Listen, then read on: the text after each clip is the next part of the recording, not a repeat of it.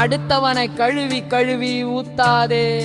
பாவத்தில் மூழ்கி விடாதே, வாழ்க்கையில் நன்மைகளை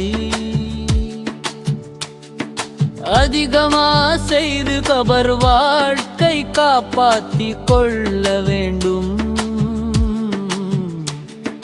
புறம் பேசாதே,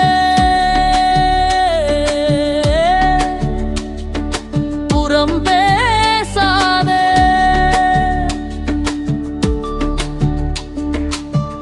ஆமா அடுத்தவரை கழுவி கழுவி ஊத்தாதே. ஆமா அடுத்தவரை கழுவி கழுவி ஊத்தாதே. புறம் பேசினால் கபரில் வேதனை செய்யப்படும்.